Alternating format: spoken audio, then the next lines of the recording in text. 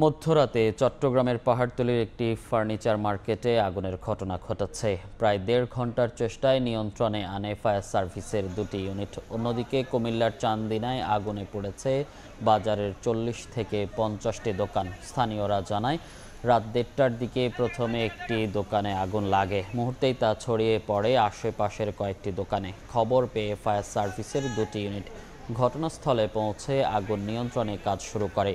পরে রাত ৩টার দিকে নিয়ন্ত্রণে আসে। পুড়ে যায় ৬ থেকে ৭টি দোকান।